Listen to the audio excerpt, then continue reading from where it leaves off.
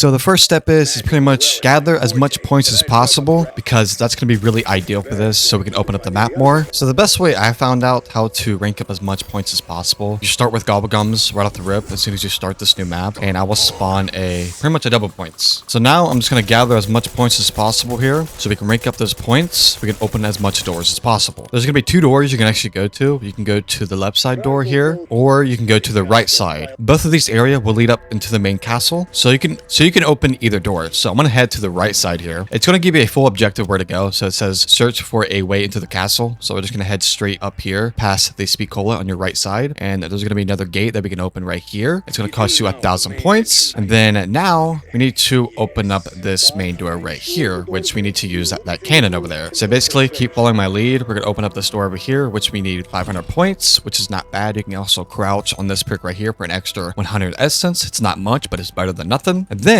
we need to come up here into this little cannon over here, and we need to crank this rotation cannon. Be advised, while doing this, zombies can attack you. So once you turn the cannon all the way through, you can fire it, and it's going to destroy this door, just like that. There we go, baby. I would highly recommend leaving one zombie behind so you can actually fully explore this map as you do these steps. You just keep going through this main door that we exploded with the cannon. Also, jug machine will be right here. You can open left or right, doesn't matter. You can just open this door like that. There could be some zombies here you can actually eliminate there. Bonus points, I'll take that. There's also these crates you can find. It'll give you extra salvage, and sometimes parasites will come out of it. As you get enough essence, we're going to open up the next door here. It's going to give you a direct location where exactly where to go, so it's really not that hard. So you just keep going straight, follow the orange objective. Oh, we have another box over here. Oh, look, has a parasite in it. You can also find zombies around the map. That's not part of the round, so you can just kill these zombies for extra points. All right, we're going to open up the next door here. We're going to head straight. We're going to head right into this little crate. We're going to shoot these 3 locks, just like that, and we're going to verse a boss here. He's very quick. Oh my god, he's very fast, ain't he? I'm going to throw a decoy here, get as much damage as possible. He's actually more easier to kill versus the amalgam, which is kind of nice. They're kind of the same thing, but this one is faster. All right, do as much damage as possible here. All right, let's don't die. All right, we need to kill this boss right here. There we go. We killed him. Please don't die. Then we need to pick up the crystal that got dropped from that boss, which is the blood aetherium crystal. They're going to place it right here on that portal, and that's going to activate Pack-a-Punch for Citadelle des Morts. So that's how you open Pack-a-Punch. Also, I would highly recommend Pack-a-Punching because this map is way tougher than at Liberty Falls and Terminus. So here's the Pack-a-Punch camo. It looks really nice, and it looks probably one of the best ones we've seen so far. After activating Pack-a-Punch, go to this location near Quick Revive and interact with the store. You will have some dialogue that will play from craft. We need to upgrade all swords, and there is no specific order. Just get them all upgraded. For this step specifically, this is a cool part of the Easter egg. You watch craft, and he turns into like this kind of like this dark ether kind of form, which is actually pretty cool. You can choose to sit here and watch this, or you can just walk away and just go further into the steps of the Easter egg. It's your decision. All right, we just hit round 10. So we have a special zombie right here with the weird looking knight helmet. We're going to shoot him, and then he's going to drop this kind of stamp item. This is what we need for the sword. The fire sword will be right here with the picture of the dragon on the knight. So we're going to pick this bad boy up. There we go. You can do a normal slash with it, and you can even do parries with it, which is nice. And it's good against the amalgams and zombies. So if we just go to the same area that you used that cannon to blow up that door, right next to Dragonog, you're going to see this little kind of a dragon statue in this area, which would be located right here on the map. So if you interact with this little statue here, put the sword inside of the dragon, and then what we need is we need to find 3 different locations to use these kind of fireballs at these little pedestals, and we're going to deliver these little fire things at the dragon. So one can be found kind of like the right side of this little, or left side of this little cannon over here, which will be right here next to this trap here, which I'll show you guys where the map is. There he is, right next to Spicola. And what you're going to do is you're going to interact with it. You're going to press F, which could be on, I think it's X on controller. We're going to quickly run over here as fast as possible. Then you're going to interact with that with the dragon. You got to be really quick with this. If you do not deliver that fast enough, you will go down. If you don't have this door over here on the right side open yet, go ahead and open that because there's going to be another fireball that we need to pretty much deliver right here. The next one will be located left side of this spawn over here. So it's called the Dragon Fire. So we're quickly going to run over here to the main area. Make sure you don't get hit by zombies because on the way there, zombies will be spawning in right in front of you. So be careful you don't get hit because you got to be very cautious with this. Go, go, go, go, go. We're just barely going to make it. Oh my god, that was scary. All right, now for the last one here, I'm going to quickly run forward as fast as possible, dodge all the zombies with a the purple eyeballs because they're trying to kill you. Run fast as possible here. This one's quite a long one, so make sure you don't die. Go, go, go, go, go. We're just barely gonna make it. Oh my god, that was scary. Then this is the animation once you deliver the last one, and now we can pick it up. Oh my god, look at this, guys. So this is the Dragon Fire Sword. Oh my god. So this has a normal swing, does lots of damage. You can even parry this. Look at this. You can even parry zombies, and you can parry the amalgam, which is huge. So yeah, this is a very solid sword, and it's really fun to use. Also, while doing the steps, you can actually, when you're taking the fireball to the dragon statue, you can actually melee zombies to get your health back, which is kind of nice. There's also a special attack we can do here. I don't know how to do it. Oh, we just did it right there. Okay, that was kind of cool. So once you charge this thing up and you get so many kills with it, you can do like a special attack with it, which is really nice. So once your sword is completely lit up, you have the special attack on it. So now we can just, how do we do it? Holy crap, that is crazy. Okay, that is pretty dope. So once you reach round 11 plus, even sometimes round 10, so you will basically get a zombie with a helmet on his head like that. Then he will drop one of these stamps, which is an item that you can actually use to get a sword. So if you head straight through here, we're gonna go past this kind of juggernaut room area. We can keep going straight over here, head through stamina, down these stairs, and we're just gonna keep going straight here. Very simple and easy. Then we're gonna keep on going. Then we'll end up at this area over here, which this is gonna be the sword room right next to Vulture's Aid. So we need to find the statue with the lion symbol in the middle, which that one's not it. That one's not it. So it's gonna be this one right there. So I'm gonna place my sword here where I got it from so we don't lose it. Now I'm gonna grab this sword right here, which is gonna be the lion sword. So for this specific steps for these swords, it's really ideal to have melee macchiato because you can one-hit zombies on higher rounds. So I'll recommend buying that perk first. All right, I'm gonna go ahead and buy that perk. There we go. So if we head over here next to Speed Cola and we go down this little kind of area over here, right on the map, just right here, we're gonna see this door right here. So basically, we need to kill these glowing parasites with our sword. And once you see your sword glowing, you're basically gonna smack the door with your sword. And basically, each time you do that, a symbol will glow on the door. So we're pretty much gonna repeat that 4 times. So let's kill another parasite. We're gonna come over here, smack the door. 2 symbols are glowing already. Sometimes there will be zombies that try to kill you, obviously. Very obnoxious and annoying. So kill this. We're gonna kill this parasite here. Smack the door. We have 1 more to do. Hit that parasite, then smack this door. We're going to interact with this door. It's going to kind of like knock on it. And we're going to enter this little kind of spooky hallway, interact with the pedestal. The sword's going to go into it. So now we have to shoot these symbols. So to shoot that one. Looks like we got to shoot the snowflake one. Where's the other one at? Triangle one. And shoot that one. There we go. Then once you shoot the symbols in order, just like that, there we go. You have our upgraded lion sword. Wow, that is so badass. And it's so easy to do. We can parry. You can pretty much parry like any zombie in this map, which is kind of funny. So there's also a special attack we can actually do here. Oh, look at that. Look at that. That is so dope. We just paired the amalgam. That is so dope. This is a cool sword too. All right, I'm gonna do some gameplay here, guys, so you guys can see if you want to go for this sword or not. Oh, so you do the light and heavy attack at the same time. Then you can do that special ability. Okay, that makes more sense. All right, we're gonna put our sword back to where it belongs. If we already originally had one, we're gonna go to this statue right here, and we're gonna pick up this sword. Now for the next steps, we need to go to a arsenal machine located on the map, which we can find one right about here, and we need to put dead wire on our weapon specifically. So if we head over here next to Speak Cola and we take our gun that we bought Deadware on, we're going to shoot this electric box, which is going to pop out this lightning rod. This location will be right here. The next one can be found right next to Deadshot Daiquiri, which would be right there, right at this location. This is what it looks like on the map. So to get the third and final lightning rod, I just sat in the pack-a-punch room and I eventually got it just by shooting zombies. So here it is on the ground, the lightning rod, which is the final one that we actually need. So there we go. So if you have trouble finding it, just keep killing and taking down zombies with the ammo mod and you should be fine. We're going to take all 3 of our lightning rods to this location right here. Then we're going to stick all 3 of them into this vase right here. Then it's going to create a giant windstorm. All right, there we go. Our sword just got electrocuted, so we're going to smack this vase. There we go. If you just save a zombie and then just keep making circles around this kind of area here, you can pretty much stay alive more longer here to make this more easier instead of doing this in middle round. So there we go. our sword got electrocuted again. So we're going to smack the vase one more time. There we go. So now we're going to do it 2 more times. A total of 4 swings. There we go. We're going to smack the vase with our sword once again. Once our sword gets electrocuted. Now we're going to wait one more time. There we go. We're going to put our sword into the vase as we smack it so many times with our sword once it got electrocuted. And now our sword is now upgraded. Holy crap. This thing looks insane. All right, let's see what this bad boy can do. Damn, it just destroys everything. Here we go.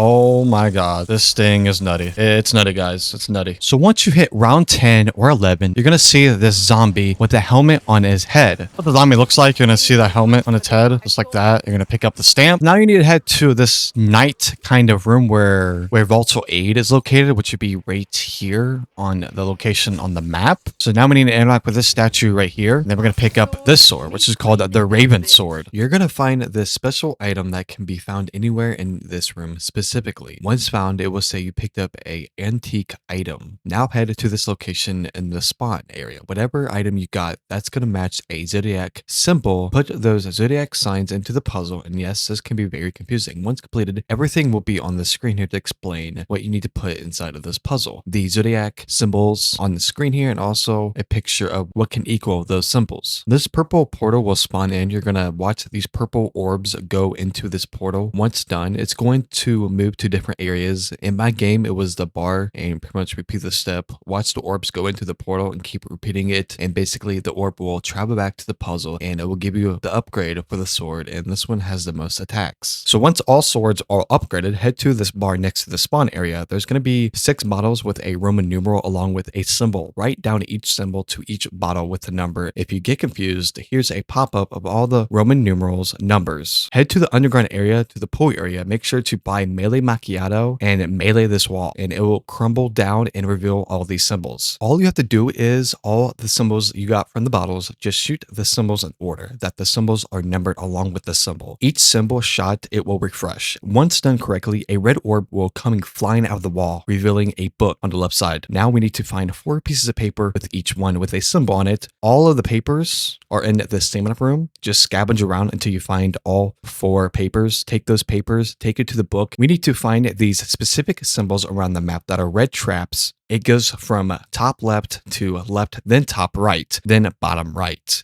Find those red traps with your order of symbols. Find that trap in the map and get kills inside of that trap. Once done correctly, a symbol will disappear from the book. Do this 3 more times. Find your symbol, activate the trap, get kills, then repeat until you complete this step. FYI, your symbols will be different every game. Once completed, there will be no symbols on the book. That means you've done it right. If you come to this wall on these stairs, you will see 4 symbols on this wall. This is the same location where the stamina room is. Kind of next to it, there are numbered 1 through 4. Take a picture of these and write it down because we're going to need these symbols for later. And be advised, just pause your game and just take a picture of it. It's more easier that way. Grab your light sword from the correct statue. Shoot the red crystals. We need to stand in front of this red beam. This will allow you to shoot the crystals and match it to another crystal. You will repeat this all around this room. Then you will move to the next room and do the same thing. Shoot the red crystals while standing in front of the red beam until it locks into 1. And you can now pick up this item called the brooch. Place it inside of the sword room and get kills. Once killed, enough zombies can now take the brooch into the sword room, and you're going to see this little kind of a gold circle in this area on the screen here. All you have to do is activate it, place the brooch inside of that red gold circle, then basically you just get enough kills, and once you successfully did it, you can now melee the box which matches your sword type. Don't pick it up yet. Pick up the fire sword. Head to the cannon location, the same location that we used to open the door for the pack-a-punch, and we need to use your special ability using your fire swords. To ignite these bonfires with your charged sword, make sure to get kills so you can use that charge shot. You can also use Molotov as well. Location 1 is the left of the cannon. The second one is found on the rooftop next to Elemental Pop, and the last one is right in the middle from standing next to the cannon. Once are all ignited into flames, a boss will spawn in, dropping getting this relic. Make sure to kill the boss and we'll drop that specific relic. Make sure to pick it up. Take that item to this golden circle right here. Place that item and just basically get kills with your sword. That's all you need to do. Make sure you survive because there's gonna be a lot of zombies, and you pretty much repeat the step for all steps, which is it's like the most easiest thing to do. So it's very easy. So once done, a chest will spawn in, so you don't have to knife that chest yet, but you can if you want to, and grab the relic if you want to. Now for the void sword, head it down to the underground area. You will be able to activate and slide it down this river stream. When reaching the end, shoot the crow. Pick up the item that was dropped from the crow that you shot from. If you give it time, you can actually watch it fall down, which is actually pretty cool. Go to the pool area in the underground near Pack-a-Punch. Place the relic and get kills with your sword once again. And after getting so many kills, it will eventually complete and you melee the chest to grab that item. Now for the electric sword. Head to this building next to Deadshot Daiquiri and shoot the horseshoe on top of this doorway. You cannot miss it. Shoot it and it will drop that. Pick it up. Head back to the cannon, fire yourself inside of it. By taking the cannon, the horseshoe will go with you flying out of it. If you actually look in the sky or a storm cloud in the sky, you can actually pick up the horseshoe once again, and it'll be like the kind of upgraded version of it. Now head to the spawn area. Another gold circle will spawn. Place that horseshoe, get kills. Once done correctly, a chest will appear to melee with your sword. Once obtained all these relics, head back to that wall with the symbols numbered 1 through 4. Take a picture of this wall. Like I said, I mentioned earlier. I'm just reminding you guys. Now head back to the sword room, pick up the sword, and the corresponding to the symbols marked 1 through 4 of your game. Here's an example. Here's my symbols in my game. Yours will be different every single game. Pick up the sword that matches your sword. Mine was void, so I picked my void sword, picked the matching incantation. You melee that statue, then at the same time melee it. If the statue glows, that means you're doing it right. And as the statue glows up, make sure you inspect your sword. Then you can safely put your sword into that statue. And you have to do this with all 4 elemental swords, and you just go in order that you have 1 through 4. It's pretty easy and simple. So whatever symbol that matches your sword type, you just pick up that corresponding ammo type to your sword, and you will punch that statue and watch the statue glow, then inspect your sword, then place your sword into the statue. You do it once with each sword. Once done it right, there will be this